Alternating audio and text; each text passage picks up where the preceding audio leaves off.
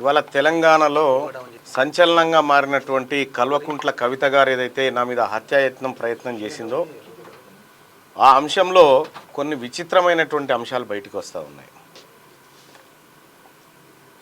నేను చేసినటువంటి వ్యాఖ్యల విషయంలో కేసీఆర్ గారి బుక్ని రిఫరెన్స్గా ప్రజల ముందు పెట్టిన తర్వాత బీఆర్ఎస్ పార్టీ నాయకులు ఎవరు కూడా పల్లెత్తు నోరు మెదపకుండా కవిత చేసింది తప్పు అని నిర్ధారించుకున్న తర్వాత ఆమెకు ఎవరు మద్దతు చేయకుండా ఉన్నటువంటి పరిస్థితుల్లో కాంగ్రెస్ పార్టీ నాయకులు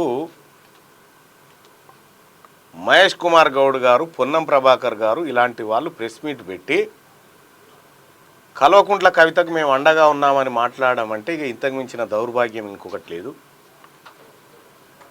నేను ఒకటి చెప్తా ఉన్నా, మొన్న 3 మంత్రులు ప్రమాణ స్వీకారం చేసినటువంటి సందర్భంలో కల్వకుంట్ల కవిత గారు కూడా ప్రమాణ స్వీకారం చేయాల్సి ఉండే, అవునా కాదా? కాంగ్రెస్ పార్టీలో కల్వకుంట్ల కవిత గారు జైన్ కావడానికి రంగం సిద్ధమైండే. ఇప్పటికి కూడా ఆమె కాంగ్రెస్ పార్టీ అనధికారిక అనుబంధ సభ్యురాలుగా కొనసాగుతూ ఉంది. ఇది స్పష్టమవుతూ ఉంది. లేకుంటే 42% రిజర్వేషన్ ఆర్డినెన్స్ వ్యవహారం ఏదైతే ఉందో అది తేలక ముందుకే, అది పట్టాలెక్కక ముందుకే ఈమె సంబరాల కార్యక్రమాలు చేసుకోవడము, అటు ప్రభుత్వం ఈమెకు మద్దతుగా నిలబడము, ఇవన్నీ చూస్తూ ఉంటే కల్వకుంట్ల కవిత గారు కాంగ్రెస్ పార్టీతో మిలాఖాత్ అయిన విషయం స్పష్టంగా అర్థమవుతూ ఉంది. ఇదే ముఖ్యమంత్రి గారు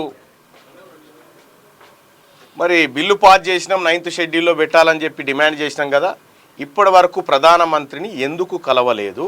ఎందుకు ఈ 42% రిజర్వేషన్ మీద ఎందుకు మాట్లాడలేదు? ఎందుకు 9th షెడ్యూల్లో పెట్టమని అఖిల పక్షాన్ని తీసుకుపోలేదు? ఇదంతా ఒక డ్రామాలా కనిపిస్తూ ఉంది. అంటే ఈ 42% రిజర్వేషన్ అంశాన్ని పక్కదారి పట్టించడం కోసం ప్రభుత్వంలో ఉన్నటువంటి కొందరు కల్వకుంట్ల కవిత ఇద్దరు కలిసి ఈ కార్యక్రమాన్ని చేసినట్టుగా మాకు సమాచారం అందుతూ ఉంది. ఎందుకంటే నిన్నటి నుంచి వ్యవహారం చూస్తూ ఉన్నాం. మా కార్యాలయం మీద దాడి జరిపి మా మీదనే హత్యాయత్నం కేసులు పెట్టిన పరిస్థితులు చూస్తూ ఉంటే వాళ్ళ చిత్తశుద్ధి ఏందో మాకు అర్థమవుతూ ఉంది. రెండో విషయం, ఇక్కడ మేడిపల్లి సిఐగా పనిచేస్తున్నటువంటి గోవిందరెడ్డి క్లియర్గా కల్వకుంట్ల కవిత ఆదేశాల మేరకు పనిచేస్తున్న పరిస్థితులు స్పష్టంగా కనిపిస్తున్నటువంటి పరిస్థితుల్లో డీజీపీ గారికి ఫిర్యాదు చేయడం జరిగింది, చైర్మన్ గారికి ఫిర్యాదు చేయడం జరిగింది. కొద్దిసేపటి క్రితమే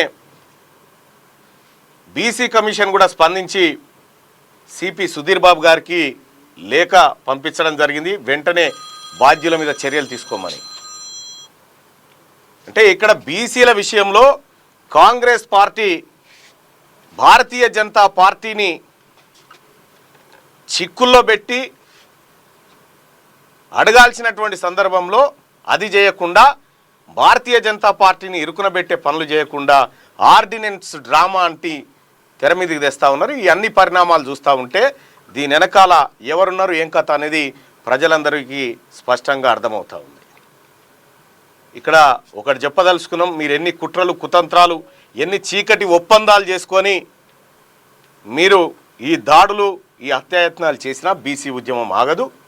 ఇక్కడ ఉన్నటువంటి మేడిపల్లి సిఐని అతని ఆధ్వర్యంలోనే ఈ దాడులు జరుగుతూ ఉన్నాయి.